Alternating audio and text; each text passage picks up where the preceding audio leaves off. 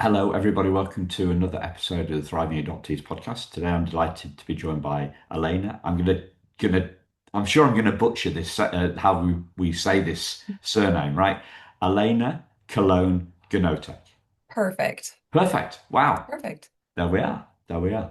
Thank you. I should remember Cologne because it's a city in Germany I lived in for 3 months, right? So that bit should be Yes. okay. It was just the Gnotek Yeah. that That's was what that's what throws people off. That's what throws people. It's listeners, if in case you wondered, I guessed it as a Czech name, but it's actually Polish. Polish. It's Polish, Polish. Yes. So Elena works at the Ennis Centre, and so we're just gonna dive in. What comes to mind when you hear this word thriving? We talk about it a lot, right? We've all got a Mhm. different view of what that means. What does it mean for you, Elena? For me, thriving means continuing to try even when you might not want to. So it's not something that is, some magical word that everything's going great and all of our ducks are in a row. To me, thriving is getting past the hard seasons of your life, of your day, um, and continuing to show up, even if your spirits might be low or you're having a hard time. It's really continuing to try for me. Yeah. So it's kind of related to persistence then, or Yes, resilience? Resilience, yes, yeah, absolutely both of those, both of those. resilience Yeah, and yes. It's life is hard and you have to just keep trying and showing up, and not everybody does that. And I think especially in the adoption realm, persistence is really, really important to just to try and learn as you go and continue trying. yeah. So what do you think? What do you think drives that persistence? I think it might be different for every person. I think as an adoptive parent, a part of it could be love for children, love for your child. Um, Maybe as a pre-adoptive parent, it's wanting them to have the best life, trying your best, knowing that they've been through so much. Um, and if they're, you know, if they can get through what they have gone through, you know, they need somebody supportive in their lives. So I think for everybody, it can be different. In the professional realm, persistence can be driven by just the drive to do better and to make the professional space better. Um, and that's definitely hard to do. Yeah. What does it mean to you? What are the drivers of the persistence in your life, whether that's your personal life, whether it's your professional life, however you want to look at that. For me, it would be I do have such a love for children. So in regards to professional life, it's definitely I just have an innate a drive to help. So I want to help children, and I always have since I was younger. I've always been in a space where I've either taken care of children, started off babysitting, um, worked in daycares, and then moved into the child welfare space. So it's always been, I just look at them as like they, up to a certain point, didn't ask for, what's gone on in their life. A lot of things that I've seen, they didn't deserve, they don't deserve the things that have happened. So it's just knowing at least one supportive person can be in their corner, um, even if I can't make all the difference in the world, for their entire lives. I feel like for the time being that I'm with a child, I can do my best to show up the best I can, support them, um, and hopefully that makes, a difference along the way. Yeah. So I'm kind of detecting a sense of kind of injustice. You feel some injustice, and that kind of drives the persistence. That I it's not fair that the kids have been through this. absolutely. Yes, it's an injustice for me. It's a they've gone through things, they didn't ask for it. They deserve to have people that at least try and love them Yeah, and show up, even if their behaviors might say otherwise yeah, because of, different things. But everybody deserves love. So I think love for me is the top of it. yeah. I heard talking to an adoptive mum a couple of weeks ago on this, and she was relating she was relating the injustice, and she was linking that to secondary trauma. And what, yeah, you're nodding away. The sense I got from that was that she was her own secondary trauma. One of the drivers of that secondary trauma was this sense of injustice and how that impacted her was made her it was quite emotional. It was very upset about that and kind of determined to do better by her kids and do she works as she's the executive director of like a county or a no, it's not, it's a state adopted parents organization. So the kind of the injustice drove for her personally a really it led it was more than a bad taste in her mouth. It was like an embodied bad taste, like bad taste across whole of her body, and that was her driver. So it had it had a positive side, I and it also had a negative side in terms of how painful that was for her. And I've never got into that kind of discussion with anybody before, but you've been nodding away. I've been stumbling over the words for the last couple of minutes on this. Maybe you can bring more clarity to it, and your take to that sort of stuff. Sure. I completely relate to what you're saying and what this person seems to be feeling because I feel all of those things as well.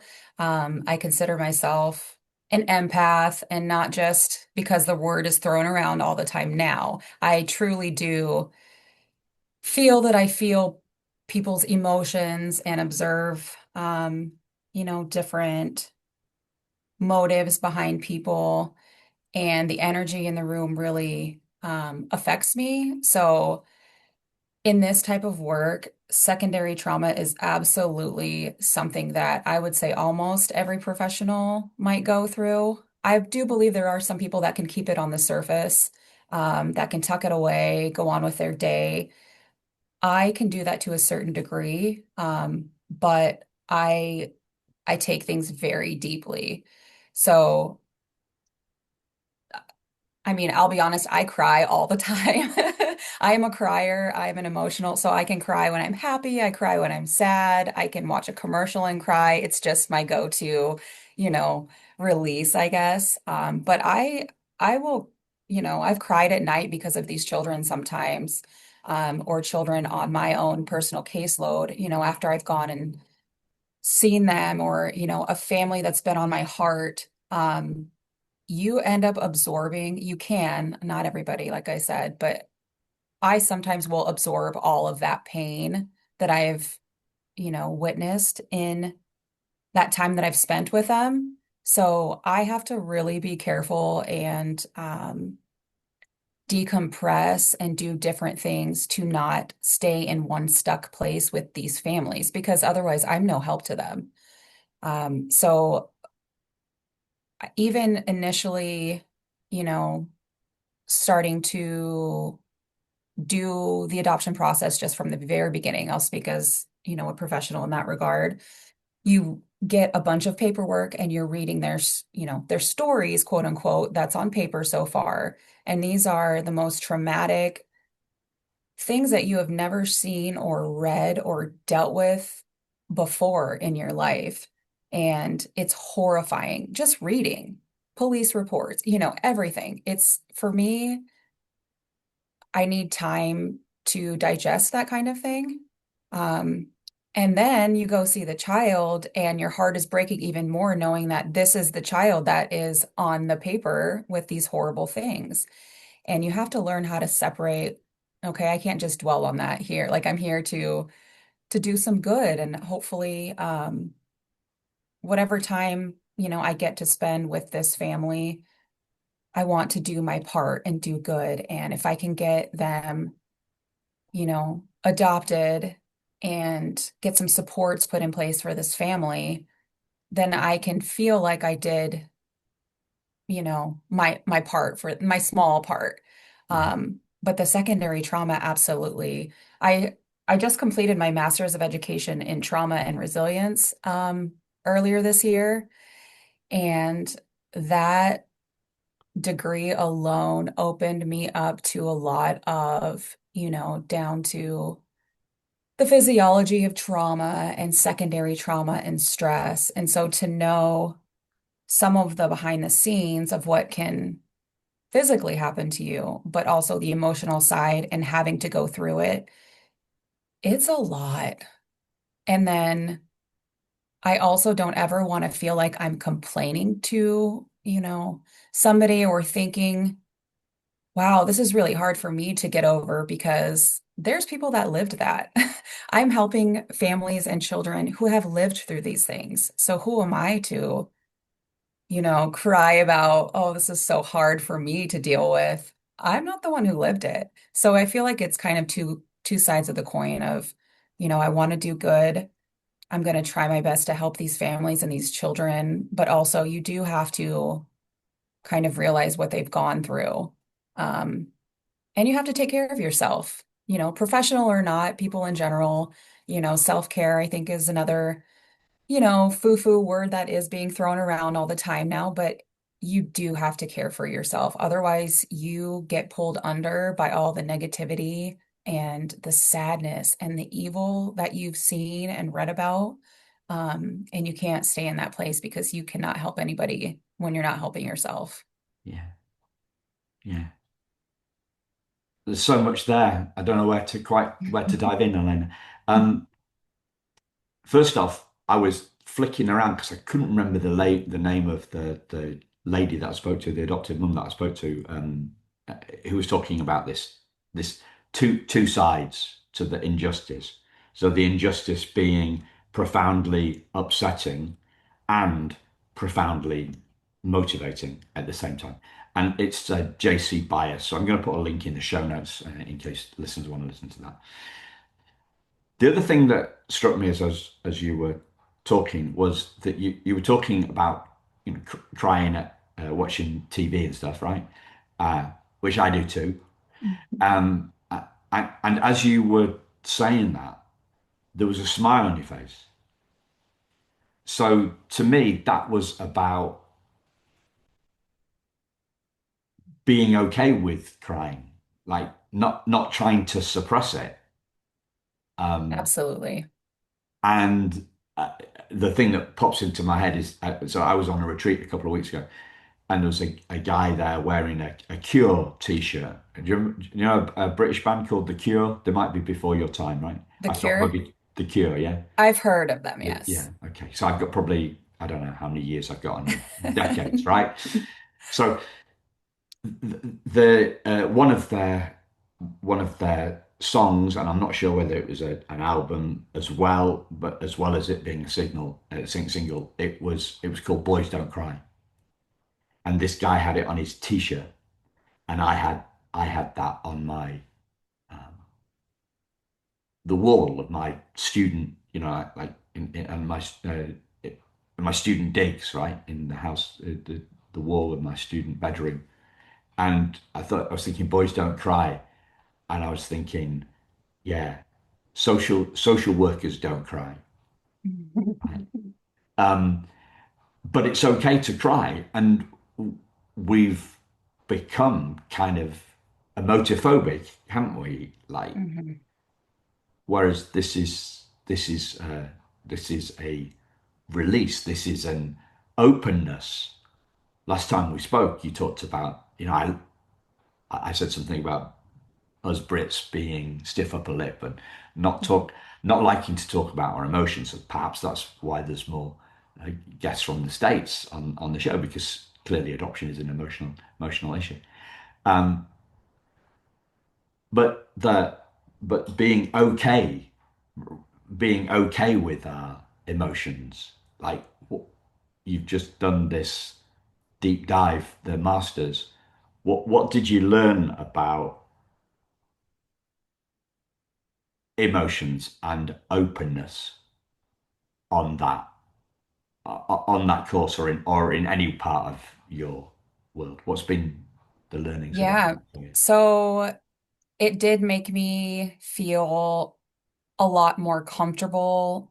I didn't used to um, accept that I'm such an emotional person and I can cry at the drop of a hat. I thought it was something to be ashamed of. I didn't understand, why am I feeling all of these big things, and why does something instantly make me tear up? And it was because I didn't, there are people around me that I have seen that aren't that way. And especially, when you go to the office, it's not, you're doing your job and you're expected to present a certain way.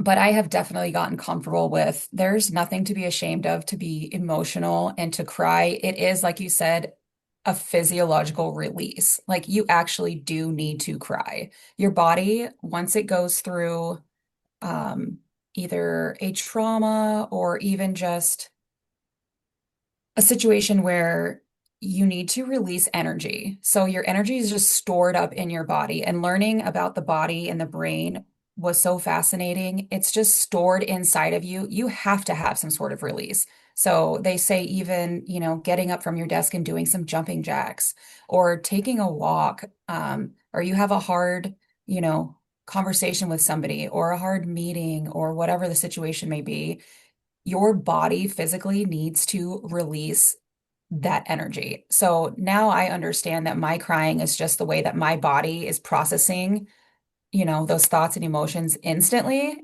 so it might take somebody else longer um, to process things or have it affect them or whatever the case may be. But for me, it's pretty much instant. So I can, like I said, I can cry at the drop of a hat, and Yeah, it's just my thing now. And I'm not walking around, you know, my office or any spaces just sobbing. Like that's not what I'm gonna do. But if I need to close my door and have a second because I had a really hard conversation with a teenager or something of that nature, or, I'm talking to adoptive parents who have had a really rough time, it's okay to take that time. We are all human, and I do not like the phrase boys, don't no, no, cry. no. I despise it. I think we have made strides in society to allow men, especially and boys, to have that space. Yeah. But I think we can still come so much farther.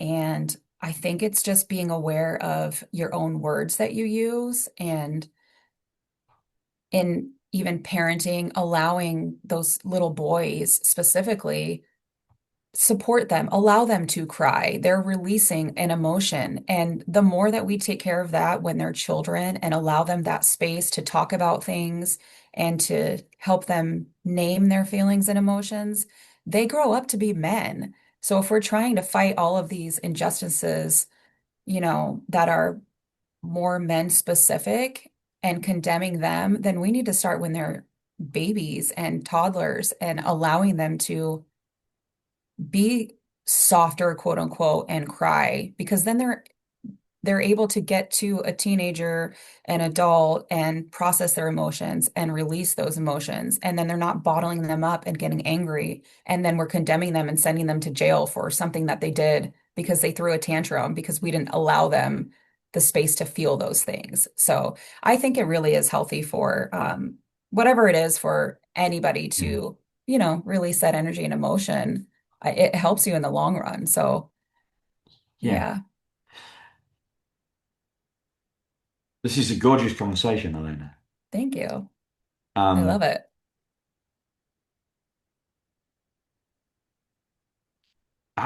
emotions get in our way of persisting, though, sometimes, right? Absolutely. Because you have to check yourself, and if you are stuck in, say I have a hard day or a hard visit with somebody, or maybe I know that something happened with people that are, close to my heart, or I've worked with a family and children that are close to my heart, I have to take that time to digest that and process that and, moving forward, what can I do? Can I help in this moment to do something, or is it not for me to help? And I just have to deal with, my own emotions and let things happen how they happen. Um, But if you're stuck in that space too long, then I can't move forward. And like I said, I'm not helping anybody if I'm stuck in this one little place. So it really is just acknowledging, okay, I'm having a hard time right now. Like this is really affecting me. I'm going to go take a walk outside for a second. And then I'm going to come back and I'm going to put my hat back on and I'm going to keep working or keep whatever I need to do to continue. But you have to feel those things and acknowledge those things. Let yourself have that time to just feel and be human. Yeah. And then, you move on. So, When did you first hear of this thing, right? Secondary trauma. When do you oh, remember hearing? Do you remember the first time you heard about that? I've probably heard it. I have probably when I got my bachelor's in psychology. It's been years now. Yeah. That's probably when they touched on it, but I know in the past, you know, 5 years even, it's been such a big thing and traumas come to the forefront. Um, and then again, in my studies, starting my master's degree, 2 years ago is when we really dove in and, you start to understand more of, there's trauma and there's hard things and then there's secondary trauma. And that is absolutely very much real for the people that are, kind of sitting on the sidelines, I guess. Yeah. For those sitting in the sidelines or in the midst of it, Yeah. like whether Yeah. we're social workers, whether we're parents, like we're in the midst of raising kids, we're doing it. It's they're in our house. Um, to what extent do you think people are aware of it, I or their think own, not aware, aware of it as in aware that it's impacting them, not aware of it as a in general general, yeah. thing, you know? I think that's something that people and society can improve upon. So, like you said, I do think people are becoming more aware of it in general, but I think parents in general and adoptive parents and caregivers are so busy living the life and trying their hardest and really going through hard things, and maybe not telling anybody, that they're not sitting around thinking, oh, what is my secondary trauma? This is affecting me in this way. They're just living in the moment and they could be triggered by, my child having tantrums so badly for hours, and then you're exhausted just trying to live and survive another day sometimes. So I don't know, I just encourage parents to really, and that kind of ties into the whole self-care thing too, like people really need to take care of themselves. And I think moms, especially, they are still considered the primary caregivers of children in our society. And so they're expected to do all of these things and parent and take the kids to school and then go to their full-time job and still pick up their kids from daycare. But when is their time to relax and, take a bath or Yeah, read a book? Like they're exhausted at the end of the day for the most part. So I do think people really should try and take the time to do that, introspective work. But man, Yeah. they're just out here surviving. So I get it. This self-care thing, you touched on two parts of it for me. You touched on the kind of more um, surface level stuff, right? Like Mhm. bath time and that sort of stuff. And but you also talked about introspection, and so that's kind of looking within rather than taking a bath as a relief thing, right? Yes. Uh, I did a I did a training for adopted parents a couple of weeks ago, and it we touched kind of on this area of their stress, and where we got to and we went deeper, right? So we explored our deeper nature, beneath our psychology, underneath our stress, and a more profound look at self.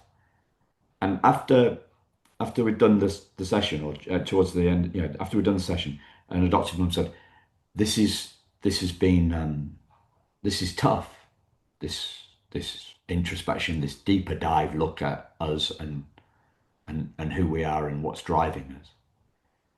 And she mentioned this self care, and I said, well, this self care isn't bubble bath. It's the deeper dive, the more introspective work, the exploration of who we are underneath that secondary trauma. That is deep and profound work, and that's where we grow our capacity to handle what's going on. This summary that I've got to, summary sentence I've got to from talking to adopted parents who take this time for this in introspection has been, I could sum it up in one sentence, and it's raising our adopted kids. It's not about fixing them. It's about growing as in our adopted parents, our capacity to handle their trauma, to not take their trauma personally, right? Exactly. Exactly. And that's tough work. That requires persistence. That isn't lighting a candle. Yeah. That's lighting the candle and maybe meditating on something. You know what I mean? I'm not a meditator, but I'm listening to a book about meditation at the moment. Um, what have you learned about that capacity to take kids' trauma less personally? I think you've absolutely nailed it. And I actually think that's probably one of the number one things um, and reasons why a placement might not work out for a child in fostering. Because it is such hard work. Like you said, those children and especially teenagers, I love teenagers so much. You have to, you can't take what they're doing or what happens personally, um, because it goes so deep for them. And as children, their brains aren't fully developed. We know that. But we don't remember that sometimes in the heat of the moment. And we do take everything so personally because we love these children.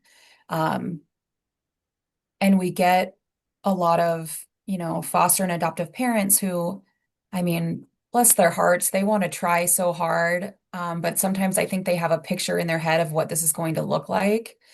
And when it doesn't look like that for them, or maybe the child that's newly placed in their home, you know, the quote unquote honeymoon phase is over and they start having these real big feelings and behaviors and they don't know how to deal with it or consistently deal with it. I think that's where, you know, placements and families can fall apart sometimes, unfortunately, but we're all human and it's so hard to deal with those things. And I think that's definitely the self-care comes from the real self-care, like you said, comes from the introspection. And I always encourage, we're big therapy advocates, in the United States, especially too. Um, I've been in therapy for 4 years myself. And before I started, I didn't know the value of just even having an outlet for myself to just, you know, talk through things. And it is not to go on a therapy rant, but it is the one place where that person should be in your corner. So while you're taking care of all of these children and families in your home and all of the things, I always encourage people to try and get into therapy and go, 1 hour a week or every 2 weeks or once a month, however long you need to just have that one place for you. And you can go and you can talk and you can um, say what you need to say and have these conversations with the one person that, is required to listen to you and provide feedback. And it's almost like a mirror. So if you really want to get to do that deep work, it takes work on your part. Um, and so I do think the self-care situation really does go beyond those little things that you can do during your day, but you have to take time, whether it's journaling, really writing stuff down can help. Finding at least one outlet for yourself where you can be in a quiet space and just process everything that's going, that you're going through because days can be hard. And if you have a child who's throwing these intense tantrums, for example, and you're just, you know, you're exhausted at the end of the day, like, wow, like that was a really hard day. You have to be able to process that. So everyone needs to find at least one outlet to where they can really dive in and look at themselves. And you need, besides a therapist, if you can get one, um, support groups and community resources, I'm finding are very, very helpful for people. And just being able to relate even to one other person who might be going through something similar. Like, wow, I'm not the only one in this world that's going through this really weird, hard time because, my adoptive child has such trauma and, a unique background that our family's unique and trying to deal with, the daily things. Just having one person to, relate to and share stories with. And I don't know, I think support groups are so valuable, and I don't think we try to promote them, especially within our agency. But again, the parents have to find the time, and it takes time. But I really do think they're valuable for people. It's hard to do that work on yourself, definitely. Yeah.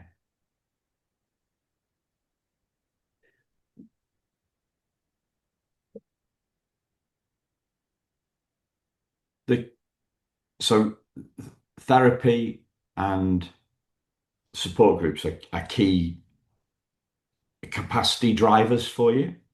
Yes, I Yeah. believe so. Yeah. What about capacity drivers?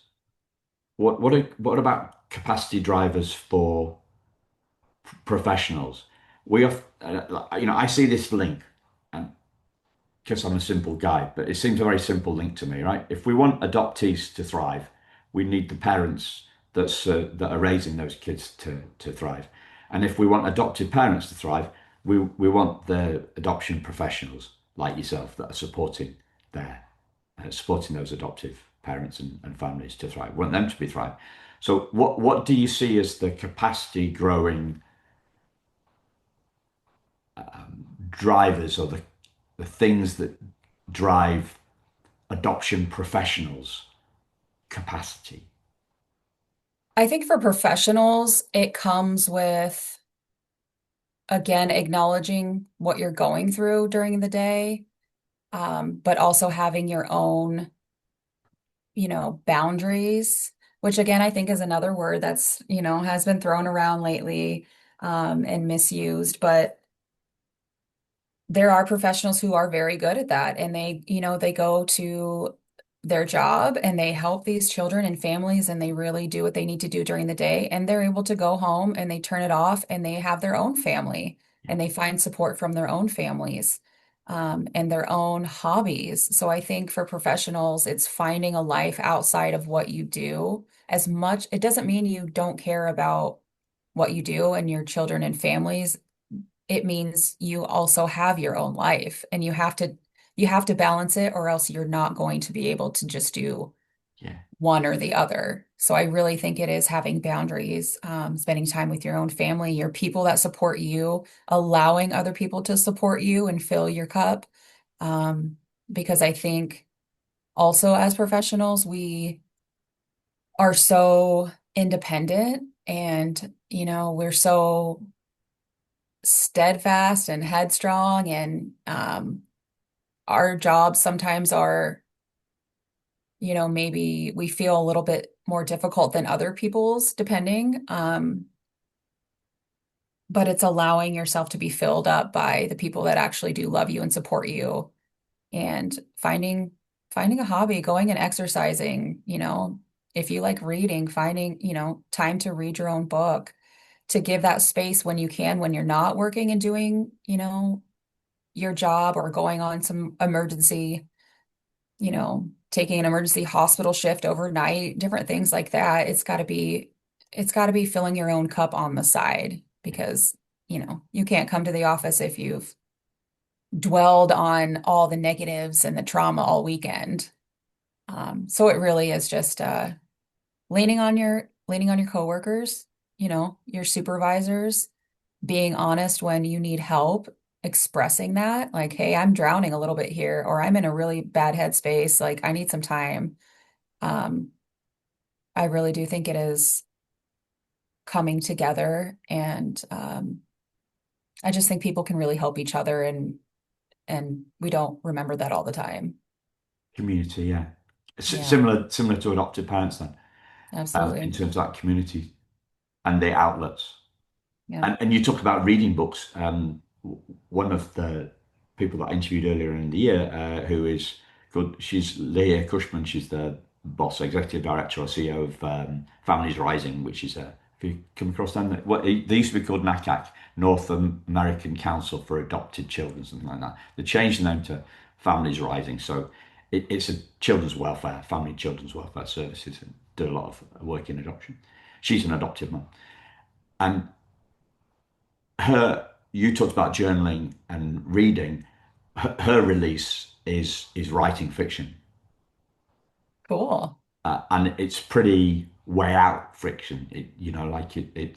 It's not realistic fiction. Like fantasy It's fantasy kind kind of of stuff. Yeah. thing. Okay. We talk a lot on the on this podcast about psycho spiritual approaches like IFS, internal family systems. Have you come across this? Yes, I haven't dove into that, but yes, I've heard of it. Yeah.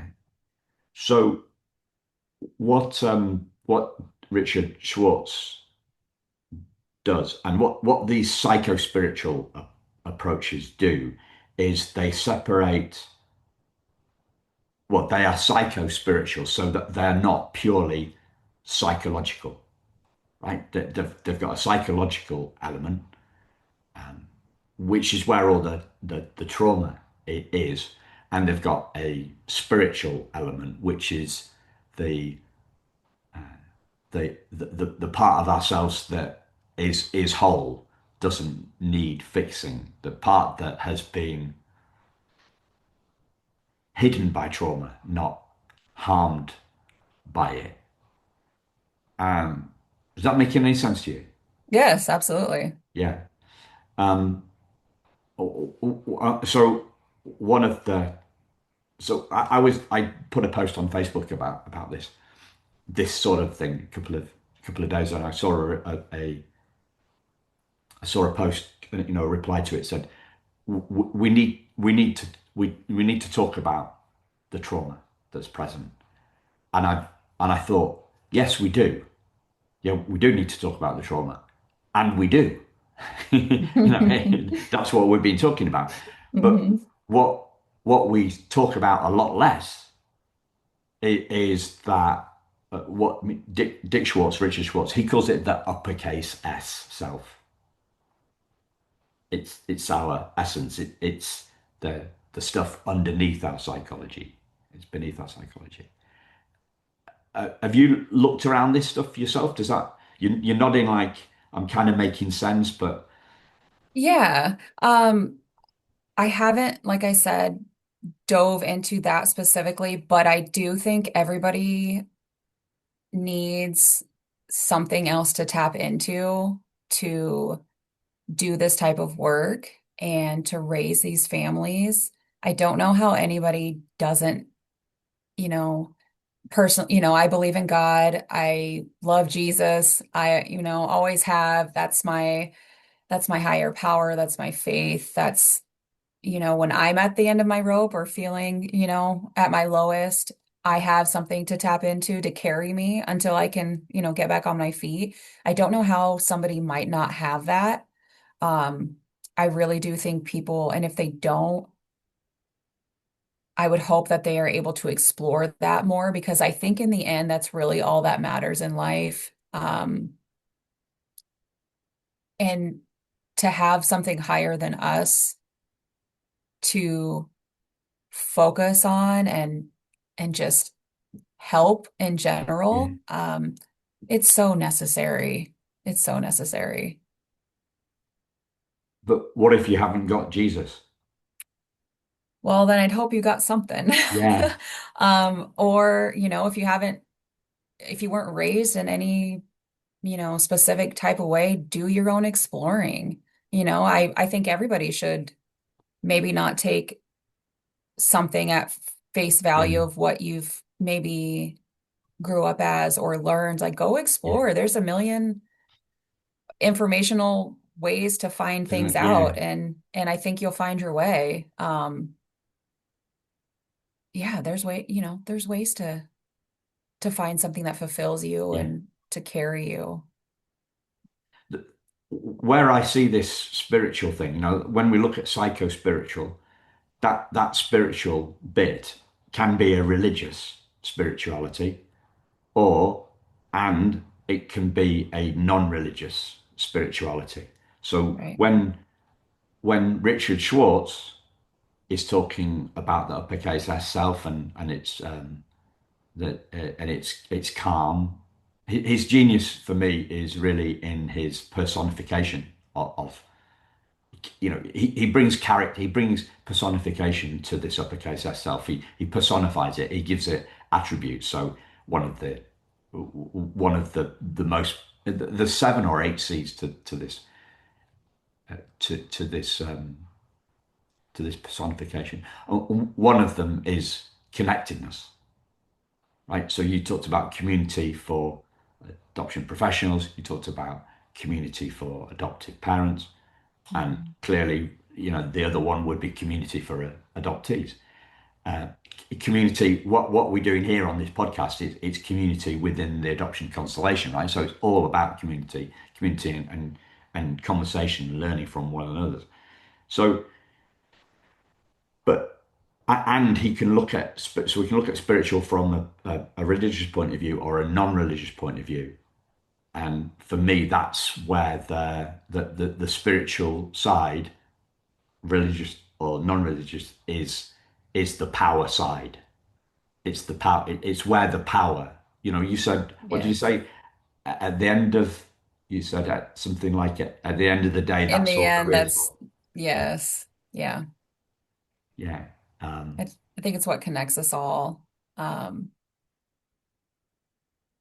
yeah, and it doesn't have to be a religious thing as long as you have somewhere to turn, you know. again, separating yourself from that negative and trauma side and, being able to be multifaceted and having different parts of your life um, to focus on and not just the horrors that you're seeing and hearing and celebrating the wins and celebrating the good times. That's really, really important too. It's not Yeah. all bad and negative. Um, I think especially as professionals, we have to take time to sometimes pat ourselves on the Yeah. back for little things like, hey, we helped out here and this family was really, happy about that. Or yeah, Yeah. we finished an adoption. Like that is a proud moment for us. But then we just continue and keep going and it's a never-ending spinning wheel. So I think it's really important also to just take the time to celebrate, you know, the little wins throughout Yeah. your life. Yeah. I was just thinking about the religious side as well, because that has been, I've interviewed a lot of adoptees and a lot of adoptive parents who take, like you, take incredible uh, strength. God keeps you ticking along until you can get back into the game. Was the kind of thing that I was getting from you on this. And then on the other side, right, there's adults, adoptees who have been perhaps brought up in religious families and have rebelled against it. And how Mhm. could God have done this to me? Like classic lines, isn't it? Right, that Yeah. non-religious people say. So if there is a God, why is He allowing this to happen? And Hmm. that could be anything, right? That could be the um, the pandemic. That could be on a big scale, on a communal scale, on a global scale, or me being adopted on a small scale, right, on a micro scale. So it's an interesting conundrum around that, and also adoptees get, I remember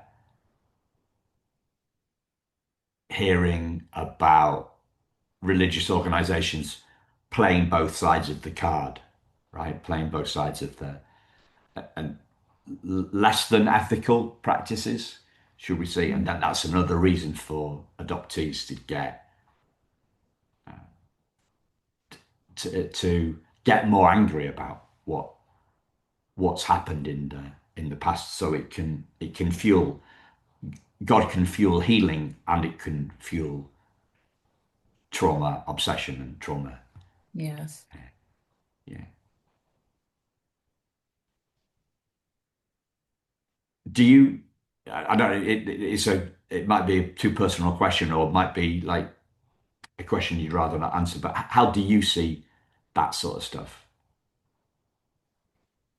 Um, Personally, I guess my outlook is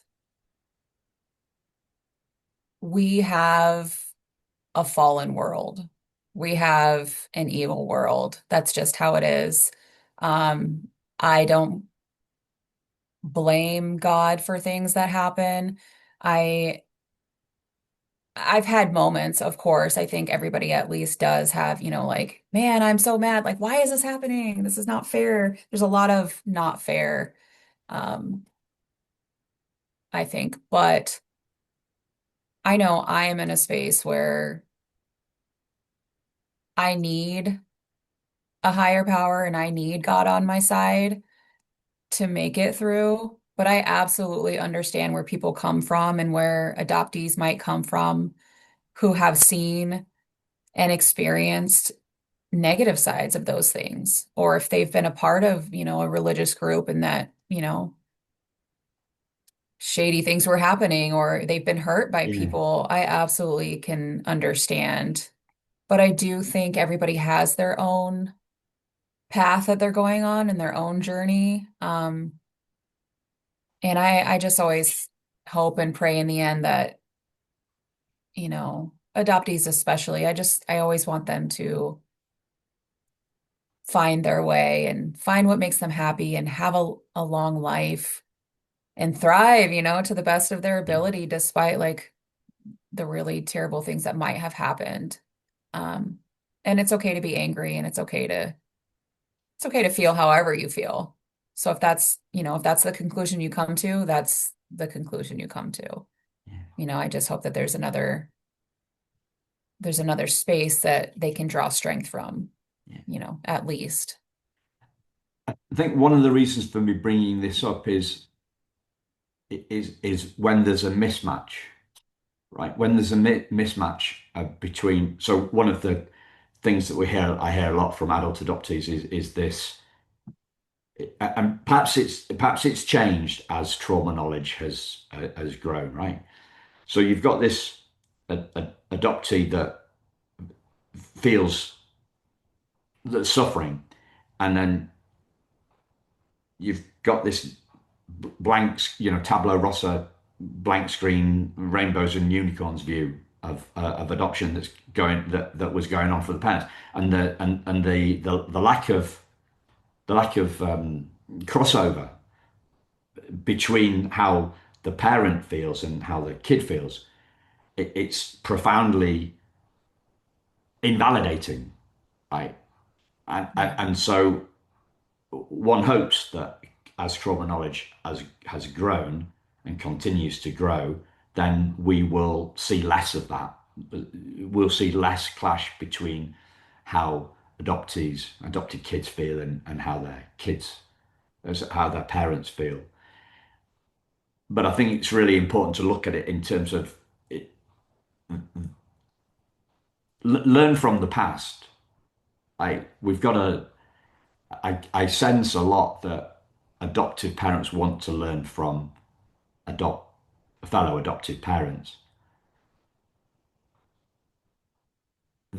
Some adoptees that have really been really struggling don't want to work, don't want to support adoptive parents and their education, don't want to work with the system, with the parents, with the agencies that are involved to uh, to help make adoption better. I'm clearly not one of those guys. Yeah, Clearly. I'm clearly. I want to. I want to elevate everybody's thriving. Yeah. That's what we're. That's what the whole thing is about. Yeah. So I don't know why I started ranting on about that, but anyway, it's one of those. What have I not asked you about that you think may be of benefit for the listeners, especially if they're adoptive parents listening? It was trauma and resilience, your masters, which I think is a really Yeah. interesting combination, right? It wasn't just trauma, because Right. I think we can talk ourselves into the Yeah. further and further Wait. down the trauma tunnel, right? That's the point of Yes. psycho spiritual approaches. We're looking at something, we're looking at what we are as well as the trauma that we feel, and we're separating how we feel from who we are, Yeah. essentially. Yeah. Um,